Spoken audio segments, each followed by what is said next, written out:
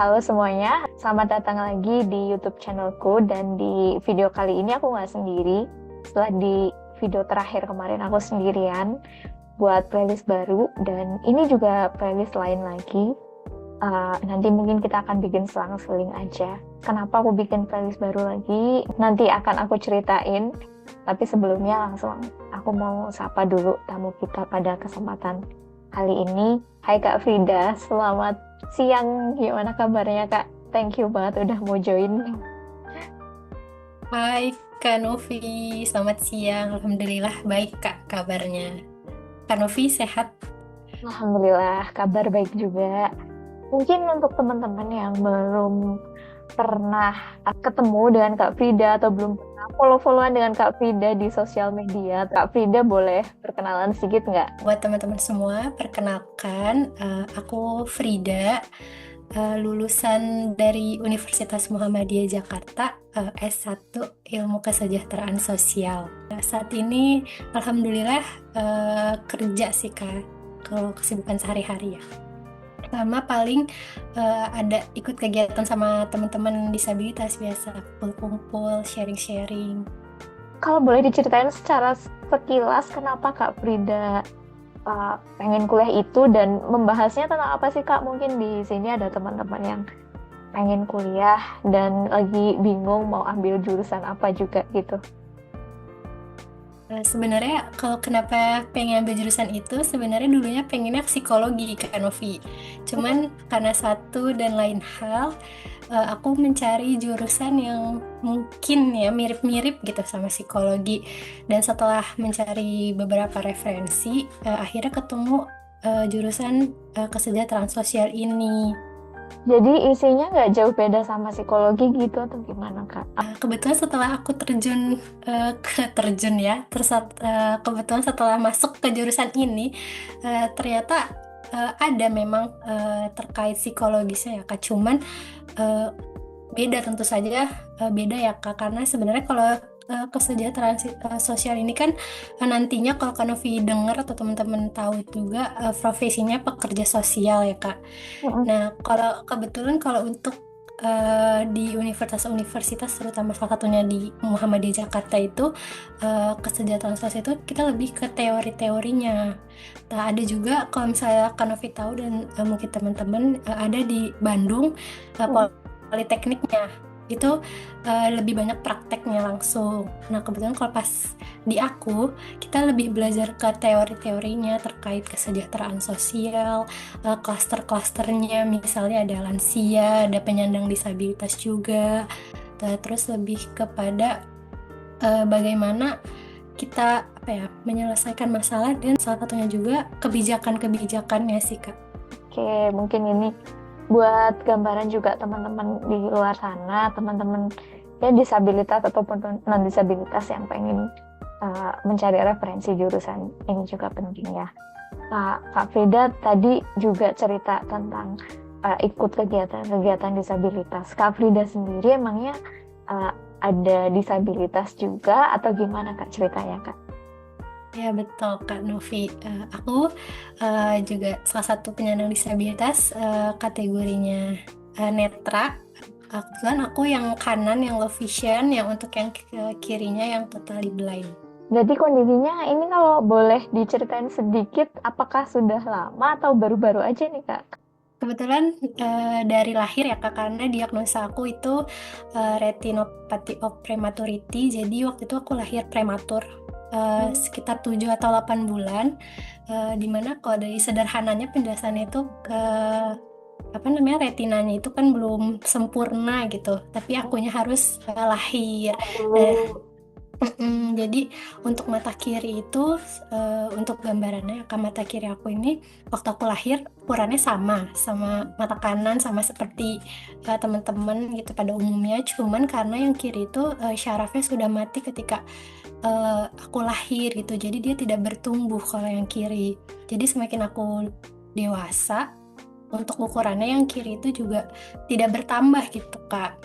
Jadi lebih kecil daripada yang kanan. Kalau yang kanan untuk ukuran itu normal, cuman yang dengan keadaan yang low vision itu dengan jarak pandang yang terbatas. Hmm. Oke deh. Dan tadi kan aku sempat nyebutin juga kalau ini adalah playlist baru gitu ya, Kak.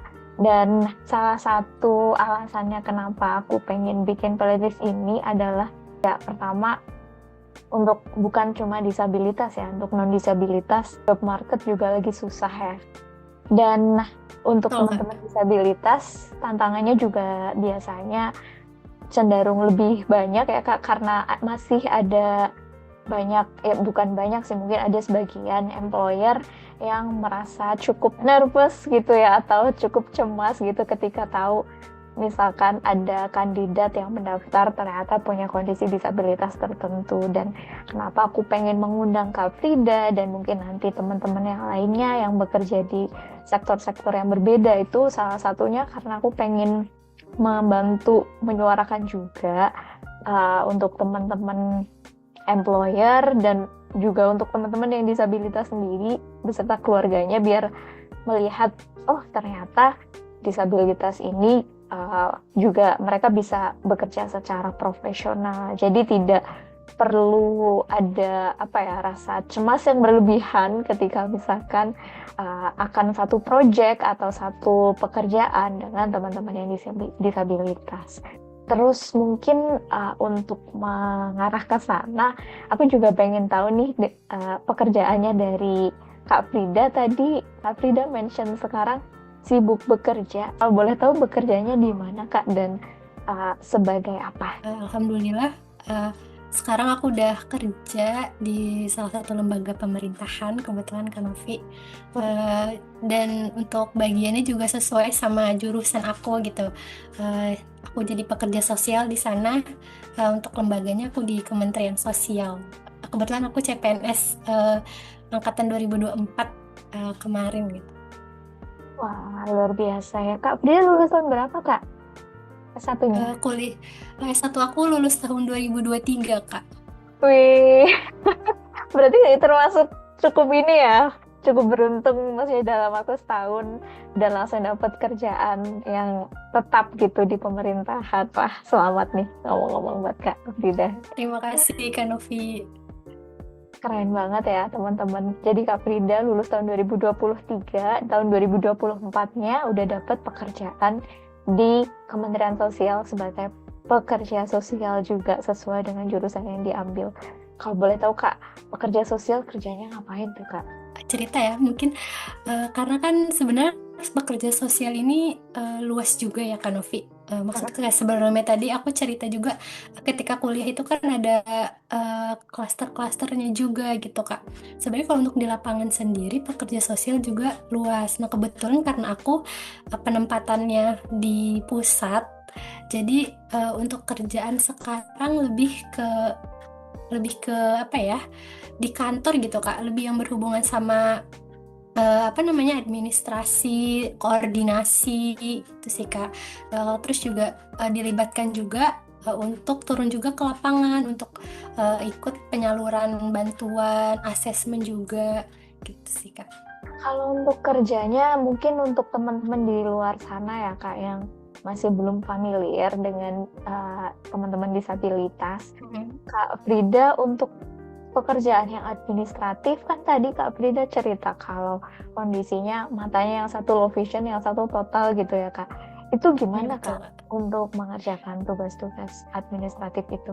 Kalau misalnya administrasi seperti biasa ya mungkin kayak kita yang sering di komunitas di lembaga juga bikin surat atau terutama ini sih catatan notulensi.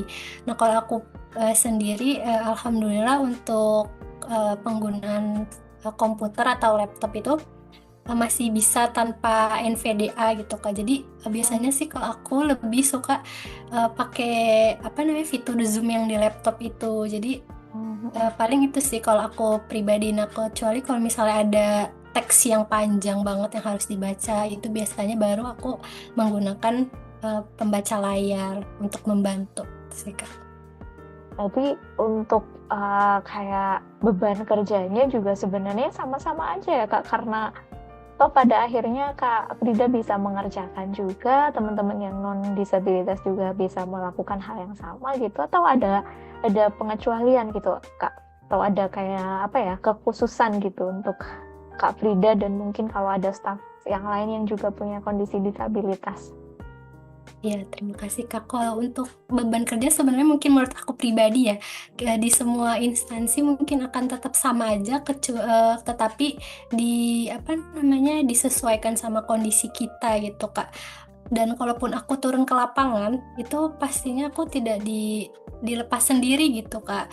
Dan sebenarnya memang kita misalnya berdua atau bertiga, dan itu pun berlaku sama teman-teman disabilitas yang lain juga ada di ruangan aku. Kami bertiga ada disabilitas gitu kebetulan di ruangan. Dan kalau untuk ditanya tugasnya sama atau enggak sama non disabilitas, sebenarnya sama ya kalau aku merasakan. Nah, cuman tadi aku bilang disesuaikan lagi. Kalau misalnya yang berbau visual gitu kayak gambar-gambar, tentu saja nggak dikasih gitu kan, nggak dikasih tugas. Tapi kalau untuk kayak misalnya notulensi itu sama sih, kita semua teman-teman CPNS dikasih tugas yang sama. Oke, mungkin nih Kak, sebelum Kak Frida mendapatkan pekerjaan ini, dulu perjuangannya kayak apa Kak? Pas mau ya mungkin mendaftar ya, proses mendaftar gitu sampai akhirnya berhasil. Wah, ya boleh. Mungkin aku tambahin cerita sedikit sebelum aku akhirnya daftar CPNS ya Kak Novi. Kebetulan aku memang lulusnya itu kan 2023 ya Kak. Dan mulai kerjanya itu 2025. Memang waktu itu angkatannya 2024, tapi kan prosesnya panjang ya Kak. Nah, dari 2023 itu kan biasa lah ya Kak, teman-teman semua bukan cuma teman-teman disabilitas, tapi teman-teman non disabilitas juga pasti setelah lulus kuliah tuh maunya dapat kerja gitu ya Kak. Aku juga di situ posisinya pengen banget cepet-cepet dapat kerja, tapi ternyata seperti yang Kak Novi bilang juga tadi, bahwa tidak semudah itu ya untuk mendapatkan pekerjaan, apalagi untuk kita yang disabilitas gitu. Terutama menurut aku untuk teman-teman netra juga sih ya Kak yang lebih susah, karena sebelumnya aku juga mencari-cari lowongan pekerjaan di berbagai platform gitu ya Kak. Kan sekarang juga banyak website-website yang khusus teman-teman disabilitas ya Kak. Kalau Kak Novi tahu juga. Nah, di sana juga kebanyakan aku menemukan itu lowongan pekerjaan untuk teman-teman disabilitas, tapi dispesifikan lagi gitu Kak. Jadi untuk daksa atau yang lainnya. Nah, sementara untuk aku sulit menemukan untuk khusus netra gitu. Karena beberapa juga aku sempat melamar untuk disabilitas yang lain gitu Kak. Misalnya contoh di situ tertulis untuk disabilitas daksa, tapi lowongannya itu menjadi administrasi. Nah, itu aku merasa aku masih bisa mengerjakan tugas-tugas kualifikasinya gitu Kak. Jadi aku tetap melamar.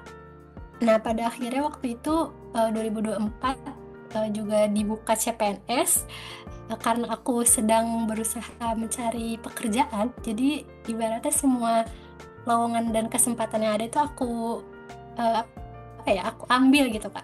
Jadi aku juga daftar lah di CPNS itu, dan ternyata setelah aku cari-cari info juga, di CPNS ini kan ada formasi khusus untuk disabilitas ya Kak, dan memang mungkin masih terbatas sih jabatan-jabatannya untuk teman-teman disabilitas, tapi menurutku itu udah sangat cukup membantu dan lumayan banyak ya menurut aku. Dari tahun 2024 kemarin formasi-formasinya juga, dan di berbagai instansi kementerian dan daerah gitu ya Kak.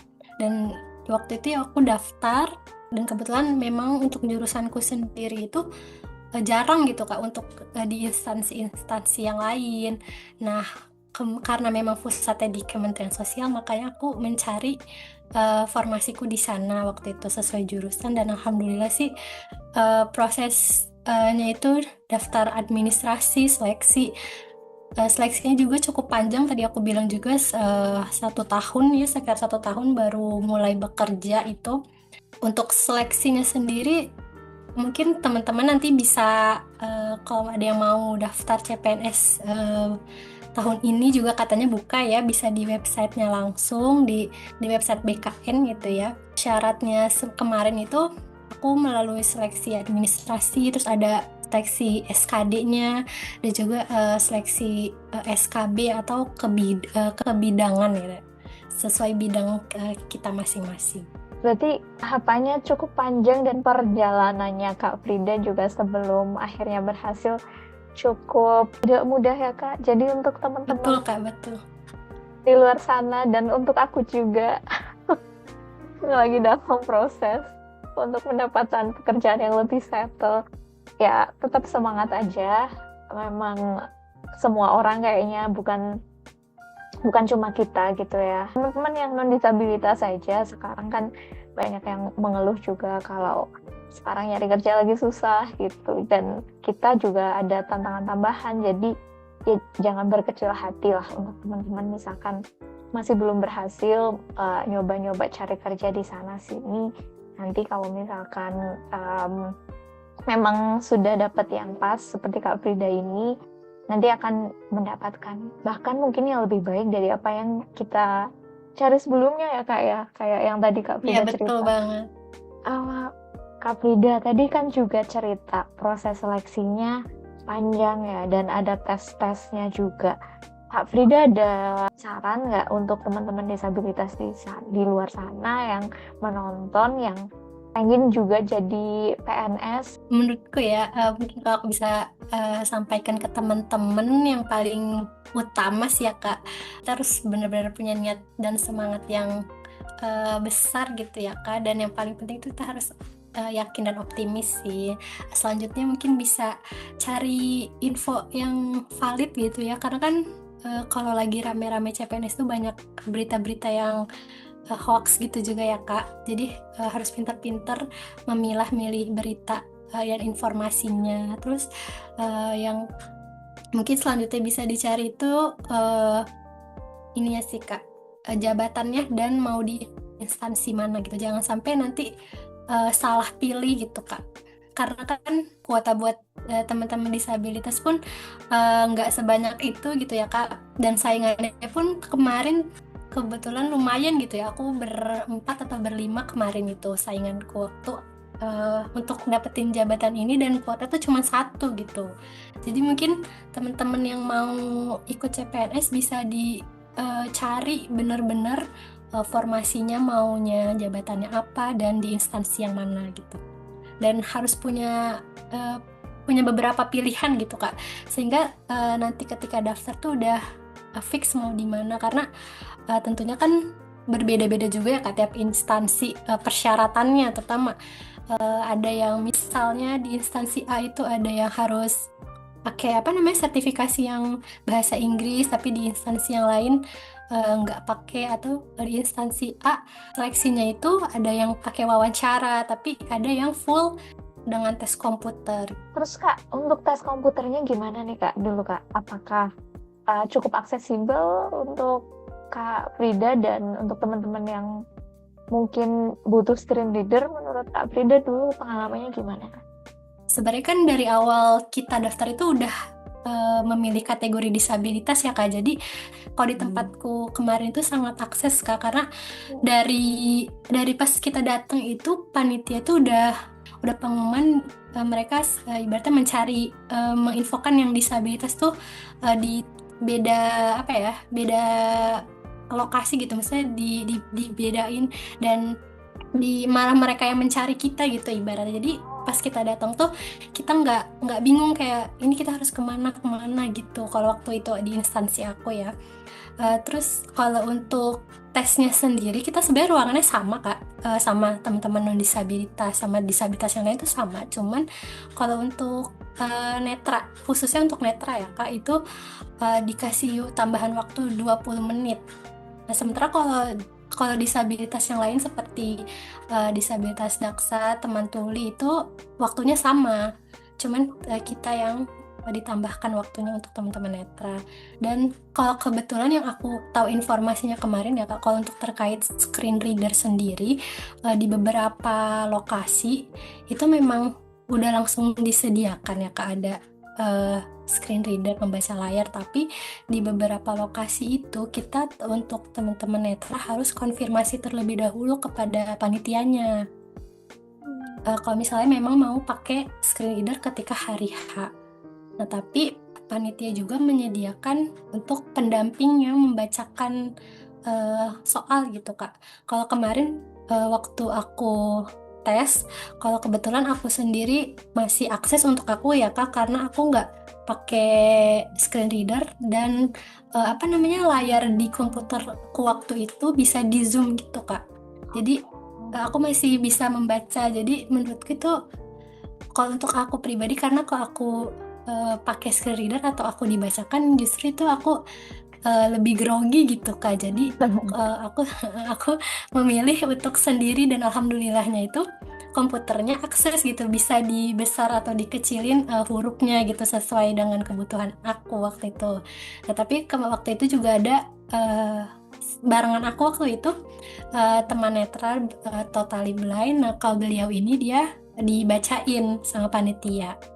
Oke, jadi karena emang formasinya udah formasi disabilitas, artinya panitianya juga udah fully prepared gitu ya Kak ya, mereka sudah Iya betul. sangat siap. Oke, jadi nggak perlu takut ya untuk teman-teman, nggak perlu khawatir kalau masalah Iya betul. aksesnya. Yang penting berarti tinggal belajarnya aja. Iya betul Kak, tapi Dioptimalkan. betul. Karena saingannya tetap banyak ya Kak, bukan berarti karena formasi disabilitas otomatis langsung lolos, kita tetap harus Iya bersaing betul, betul banget untuk Kak. Mungkin teman-teman mungkin ya pas awalnya juga aku karena formasi disabilitas gitu ya Kak Novi, aku pikir cuman aku aja gitu yang daftar, karena juga jurusanku kan nggak serame yang lain gitu Kak. Tapi ternyata pas aku daftar itu juga banyak gitu yang daftar tadi. Sampai seleksi yang tes SKD itu aku barengan ada 5 orang gitu sih Kak. Jadi ternyata tetap kita harus benar-benar siapin diri sih Kak. deh. Mungkin nih Kak, sebelum kita tutup ya, ada pertanyaan yang biasanya cukup untuk orang tua ya terutama ya, khawatir gitu kalau misal punya anak yang disabilitas, kerja, terus kayak Kak Frida ini kan kalau saya dari Bogor terus kerja Iya di betul Kak. Jakarta gitu ya Kak. Itu gimana Kak untuk mobilitasnya? Boleh diceritain? Aku cerita dari beberapa tahun belakangan ya Kak. Mungkin sebelumnya aku kan nggak kemana-mana juga Kak. Misalnya di rumah aja gitu sama sekolahku waktu SMA. Nah dari waktu semenjak kuliah, alhamdulillah aku memberanikan diriku karena kuliah juga lumayan kan ya Kak di Ciputat, Jaksel gitu ya. Nah, dari situ sebenarnya orang tuaku awalnya nggak mengizinkan karena jauh dari rumah dan aku harus ngekos. Tapi alhamdulillahnya orang tuaku selalu apa ya, percaya sama aku dan mereka sangat mendukung gitu. Apapun hal yang baik yang ingin aku lakukan gitu. Jadi kalau untuk sekarang alhamdulillah aku juga udah terbiasa kalau untuk kemana-mana gitu sendiri transportasi umum, biasa naik KRL atau busway mungkin. Tapi kalau ke tempat-tempat yang baru banget aku kunjungi gitu ya, itu mungkin aku agak sulitnya harus cari-cari rute atau cari-cari transportasinya nih, kira-kira naik apa baiknya gitu. Semua orang tua pasti ya Kak ya, pasti khawatir, tapi menurutku support yang paling kita butuhin itu kan pertama dari orang tua ya Kak. Jadi alhamdulillahnya orang tuaku sangat support sih Kak, dari awal sampai sekarang juga sangat mendukung terkait kegiatan aku ya, bukan cuman ibaratnya bukan cuman kuliah atau kerja, tapi kegiatan aku bersama teman-teman disabilitas di komunitas, di organisasi. Luar biasa sih. Aku salut banget dan bangga mendengar ceritanya Kak Frida. Ya, nanti akan aku kirimkan ke beberapa murid-murid aku juga yang pernah aku handle di sekolah gitu ya. Biar mereka juga semoga bisa termotivasi dan orang tuanya juga bisa sedikit lebih tenang gitu. Mungkin pertanyaan terakhir deh Kak, untuk teman-teman di luar sana, teman-teman disabilitas di luar sana yang masih dalam proses nyari kerja atau mungkin yang bahkan masih bingung nih mau nyari peluang kerjanya kemana dan apa yang harus dilakukan. Dari Kak Frida ada yang ingin disampaikan? Oke, Kak, mungkin satu ya kayak ingin aku sampaikan, jangan pernah takut untuk mencoba sih Kak Novi, karena kalau misalnya kita ragu-ragu atau kita takut, kita nggak pernah tahu hasilnya tuh akan seperti apa gitu. Jadi kalau misalnya ada kesempatan diambil aja gitu. Nanti kalau misalnya kita berpikir susah nanti gimana gimana itu menurutku ya kita nggak akan kemana-mana gitu. Kita akan tetap di situ aja. Kita akan nggak bergerak. Jadi satu sih untuk teman-teman semua jangan pernah takut buat mencoba. Oke, thank you banget Kak Frida buat sharingnya siang hari ini. Semoga karirnya makin sukses, semakin menginspirasi. Nanti kalau misalkan ada kesempatan lain lagi, jangan kapok buat ngobrol-ngobrol lagi. Enggak Dan dong Kak, seneng bisa ngobrol bareng Kak Novi. dan semoga teman-teman juga dapat banyak insight dan motivasi dari ceritanya Kak Frida. Dadah teman-teman semuanya. Dadah.